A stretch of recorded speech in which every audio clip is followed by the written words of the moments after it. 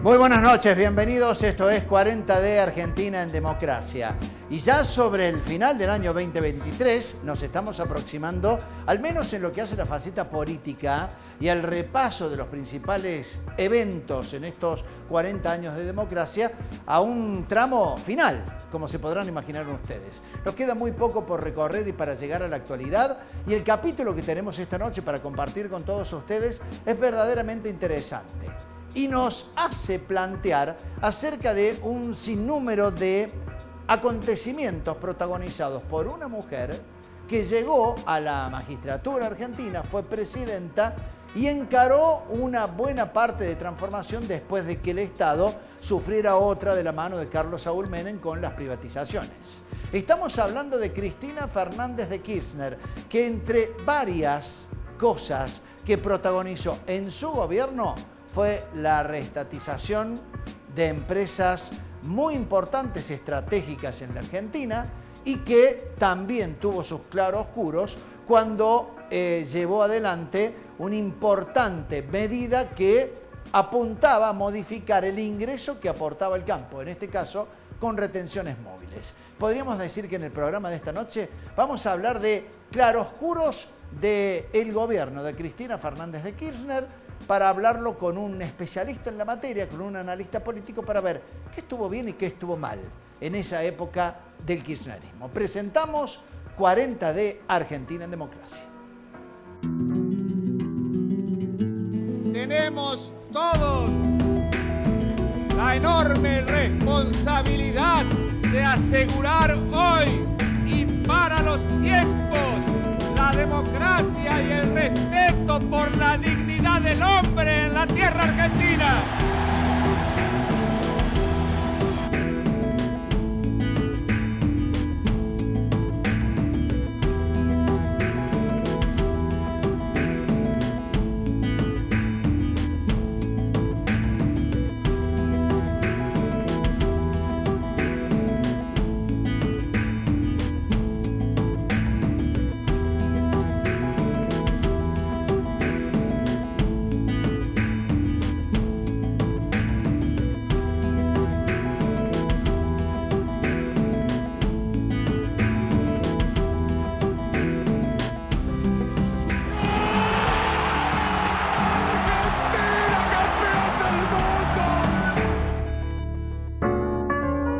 Arrancaba su presidencia Cristina Fernández de Kirchner y una alternancia con su esposo, Néstor Kirchner, quien ya había estado en la presidencia argentina. Y llegaron momentos, después de haber encarado Kirchner algunas reformas que tenían que ver con la política de derechos humanos, sobre todo, de otras modificaciones en su proceso. Y con un analista vamos a ver si efectivamente salieron tal cual lo esperaba el kirchnerismo por ese entonces. Pero antes de presentar a nuestro invitado de esta noche, vamos a ver cuáles eran los ejes y los fundamentos de Cristina Fernández cuando asumía su gobierno. Y la señora Presidenta de la Nación, doctora Cristina Fernández de Kirchner.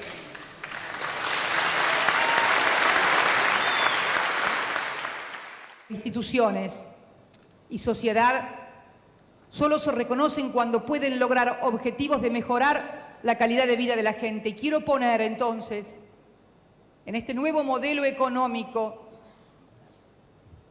de matriz diversificada, de acumulación con inclusión social, que se ha puesto en marcha la clave para los tiempos que vienen. Un modelo que reconoce en el trabajo, en la producción, en la industria, en la exportación, en el campo, la fuerza motriz que ha permitido que millones de argentinos vuelvan a recuperar no solo el trabajo, sino además las esperanzas y las ilusiones de que una vida mejor es posible. Hasta allí un fragmento del discurso en el momento de la asunción de Cristina Fernández de Kirchner, cuando asumía precisamente la presidencia.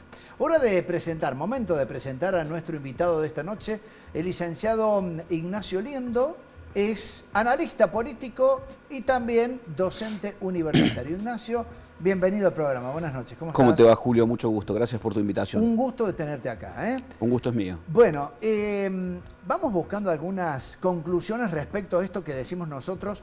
Pueden ser claroscuros de Cristina Fernández y en el análisis del comienzo de su gestión con estas, al menos, hechos que trataba de fijar en su discurso. ¿Qué empezaba a verse con Cristina Fernández al poder? Digo, veníamos del gobierno de Néstor Kirchner y ella implicaba y decía, hablaba de algunos cambios. ¿Cómo lo encaraba? Claro, mira, Cristina es un personaje clave en el regreso de la democracia, ¿no? En estos 40 años de democracia, su gobierno fue un hito, su presencia y su centralidad claramente son un hito de todo este proceso. Perdóname, sí. No tenemos que olvidar sí. que fue la primer mujer elegida Exacto. por el voto de los argentinos, ¿no? Exacto, exactamente. Ella tuvo una militancia muy interesante en la década del 70, junto con quien era su marido y compañero, con Néstor Kirchner. Siempre estuvo del lado de la opción democrática, ella lo dijo claramente, y siempre del lado de Perón. Y en los 80 estuvo en aquel famoso acto del regreso a la democracia, el acto de la multipartidaria, y siempre tuvo un compromiso fuerte con la democracia. Por eso digo que ella es clave en todo este proceso, y por supuesto fue 2 veces presidenta, y le traspasa, como vimos ahí en las imágenes, el mando su marido y su compañero, con quienes habían militado en el sur, en Santa Cruz, desde los 80 y habían recorrido toda la función pública desde la Intendencia de Río Gallegos, la gobernación, y desde ese momento ella se había ido convirtiendo sistemáticamente en una figura relevante del Congreso, ¿no? Fue claro. Diputada, senadora, ocupó varios lugares y fue teniendo un rol clave hasta convertirse en presidenta de la mano de Néstor Kirchner. Y como se veía ahí en el tape, el eje de su gobierno iba a marcar una diferencia clara con el de Néstor, que estuvo signado por la recuperación de la figura presidencial, por la revalorización de la figura presidencial, y ella dio un giro hacia la gestión, concretamente a los ejes que marcaba ahí: producción, trabajo, exportación, y una alianza entre el capital y el trabajo, entre la industria y el campo, como un modelo integral de desarrollo, y una disputa y una tensión con los factores de poder que, por supuesto, bueno, iban a asignar sus gobiernos con hitos claves que son los que marcaron a fuego el trayecto de su gobierno, ¿no? Bueno, vamos a recordar, Ignacio, así como el pasar, algo que me parece que es importante. En aquel entonces creo que había una Argentina que empezaba a recuperar terreno, tenía crecimiento, había generado un buen volumen de fondos. Muchos decían que no era al menos una cuestión positiva que lograba este gobierno desde su manejo económico, sino que había un viento de cola internacional muy importante que también favorecía a la Argentina, por ejemplo, con la exportación de granos. Mira, eso fue exactamente así, fue coincidente en la mayoría de los países de América Latina, de Sudamérica, y tenía que ver con un alto valor de los commodities. En el año 2000 y en el año 2001 colapsa el sistema de partidos. Todos sabemos lo que ocurre en aquellos luctuosos episodios que lo has tratado aquí en tu programa. Ahí viene luego de la Asamblea Legislativa, viene el gobierno de Duhalde y el Ministerio de Economía de Remes Lenikov, y en ese momento se produce un salto en el precio de los commodities, fundamentalmente de la soja, se licúan las deudas y comienza el país fuertemente a crecer, siguiendo esa tendencia internacional y reacomodando el frente interno. Tan es así que cuando Néstor Kirchner asume y Lavagna era su ministro de Economía, luego de que Remes hace, insisto, el trabajo sucio, se produce algo que pocas veces se produjo en la historia argentina, que es el doble superávit, ¿no? Superávit fiscal y superávit comercial, porque las deudas se habían licuado y el valor de las exportaciones era muy alto y había ingresado fuertemente al país. Y el gobierno de Néstor y luego el de Cristina acompañaron fuertemente de ese proceso, como lo habían hecho también en Brasil, Lula, en Chávez, en Venezuela y todos los gobiernos de centro izquierda que habían signado la época en América Latina. Cuando los gobiernos van descendiendo al final de su popularidad, no solamente tiene que ver con que se van rearmando los partidos de centro-derecha y van convirtiéndose en una opción, sino también tiene que ver con que el precio de esos commodities va descendiendo y se van estabilizando a la baja en el mercado internacional, y ahí es donde comienza a agotarse, ¿no? Claro. El superávit fiscal, el superávit comercial, y el gobierno de Cristina va a ir dando un giro hacia una mayor presencia estatal, una mayor presión fiscal, y bueno, ahí tenés varios hitos como una serie de estatizaciones o lo que se conoció como el conflicto con el campo, que tenía que ver con aumentar una serie de impuestos, concretamente en ese caso las retenciones, para poder sostener el nivel de gasto y compromiso social y estado activo que venía teniendo el gobierno hasta ese momento, ¿no? Claro, ya vamos a ir al tema de reestatización de aerolíneas acá en el mismo bloque y el conflicto con el campo. Antes que esto, quiero recordar, en aquel entonces, cuando se hablaba del viento de cola, la soja llegó a cotizar $700 la tonelada. Digo, una barbaridad respecto a lo que es, por ejemplo, la cotización en estos tiempos. Y eso evidentemente le dio muchísimos recursos al gobierno argentino para, entre otras cosas, empezar a hacer inversiones. Bien lo dijiste, a partir de lo que fue esta idea. Por ejemplo, la reestatización de las aerolíneas argentinas. Claro. Bueno, Aerolíneas Argentinas es una empresa pionera en la aviación comercial internacional, ¿no? Fue una empresa clave para el país y para su desarrollo, y en el gobierno de Carlos Menem fue uno de los bienes icónicos que se remató a precio vil en el marco del proceso de privatización de aquel entonces, a tal punto que Aerolíneas Argentinas perdió una enorme cantidad de activos en todos los países y en las principales capitales del mundo. Tenía unos inmuebles extremadamente valiosos y significativos. Fue un pésimo negocio, ¿no? Fue un pésimo negocio para el país, se perdió muchísimo dinero, se perdió un patrimonio acumulado durante generaciones en honor al supuesto gasto, en honor a la supuesta racionalización, y terminó en manos de unos aventureros españoles de segundo orden en el mercado de la aviación internacional, y fue descendiendo sistemáticamente hasta perder relevancia.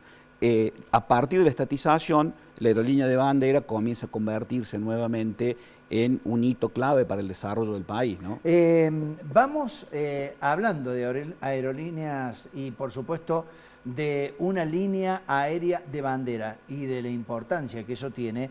Vamos a ver lo que hemos recuperado con nuestro equipo de producción del archivo de nuestro noticiero para recordar cómo se vivió ese momento de la reestatización de Aerolíneas Argentinas, que después ha tenido un sinnúmero de polémicas e inclusive presentaciones judiciales, pero vemos de qué manera lo anunciaba Cristina Fernández de Kirchner. La aeronavegación de nuestro país tiene una larga tradición. Aerolíneas Argentinas es un hito en esa historia, con sus idas y vueltas, sus momentos de esplendor y de crisis. Los gobiernos democráticos se enfrentaron con el desafío de sostener una aerolínea de bandera sobre una discusión económica de fondo. ¿Qué rol darle al Estado en economías de mercado y transnacionalizadas? En los años 90 surgió una frase que se hizo famosa. Nada de lo que deba ser estatal permanecerá en manos del Estado. En plena época de convertibilidad y flexibilización laboral, Aerolíneas Argentinas fue transformada en una sociedad anónima y vendida al grupo español Iberia. Y así volvemos a la pregunta del principio. ¿Para qué sirve una aerolínea de bandera? Esa pregunta tuvo que responderla el Congreso de la Nación, cuando la entonces presidenta Cristina Fernández de Kirchner mandó un proyecto de ley para reestatizar Aerolíneas Argentinas. Yo quiero agradecer la presencia de todos ustedes y dar un voto de confianza para que juntos, todos podamos volver a decir, todos somos Aerolíneas Argentinas. Muchas gracias. La respuesta fue abrumadoramente positiva. El 22 de agosto de 2008 lo aprobó diputados 167 contra 79 votos. Y el Senado lo aprobó el 3 de septiembre de 2008 con 46 votos a favor y 21 en contra.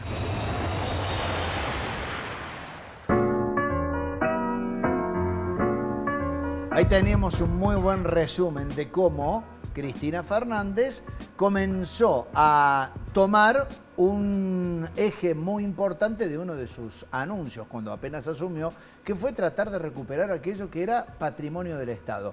Ahora, el informe bien preguntaba, ¿por qué tener una aerolínea de bandera? ¿Y qué significa? Bueno, mira, Estuvo una discusión a nivel internacional, ¿no? Grandes compañías aéreas privadas cayeron, qué sé yo, Pan American en Estados Unidos y otras empresas estatales se privatizaron o desaparecieron, qué sé yo, el caso de Alitalia en Italia, que era una empresa icónica, pero la mayoría de los países que desarrollaron aerolíneas de bandera, básicamente por dos elementos. Uno, desarrollar desde el Estado la industria aeroespacial, la industria de la aeronavegación, que es un sector de punta en la economía y la industria, y con todos los encadenamientos y las cadenas de valor que eso genera.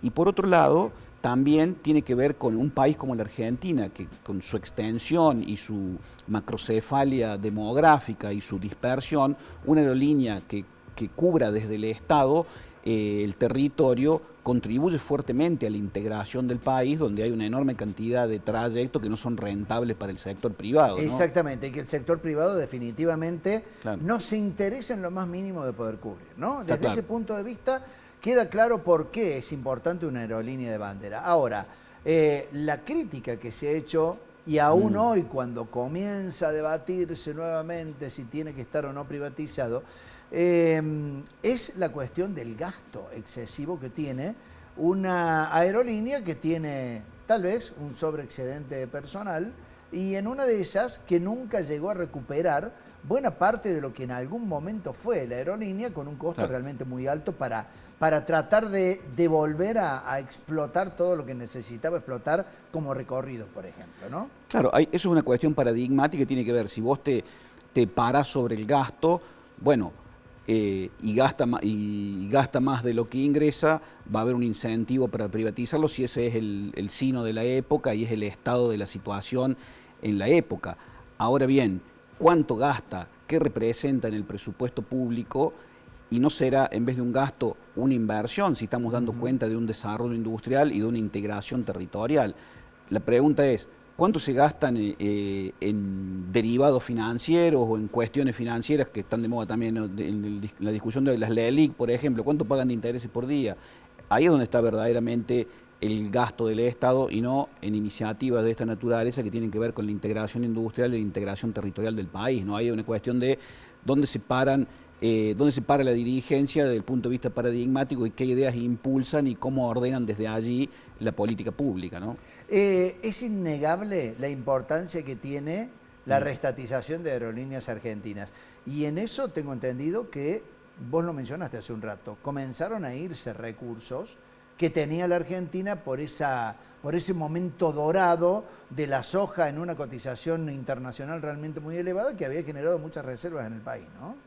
Claramente, sí, fue un momento muy importante para el Tesoro Nacional, para las arcas, y el dinamismo que generó, digámoslo, una provincia como Córdoba y toda la franja central del país, se generó una enorme riqueza a partir de la soja y otros elementos del campo, a partir de un gran dinamismo de amplios sectores sociales que contribuyeron al desarrollo de ese sector, ¿no? Desarrollaron tecnologías de punta, generaron, insisto, un gran dinamismo en un momento favorable y ahí el Estado intervino intentando regular ese sector, intentando de alguna manera generar una redistribución del ingreso y de alguna manera un empate estratégico entre los actores y ahí fue donde empezaron las tensiones, sobre todo cuando empezó a descender el valor de estos commodities y empezó el viento de cola empezó a soplar cada vez más fuerte, ahí fue donde las tensiones asomaron con mucha más fuerza,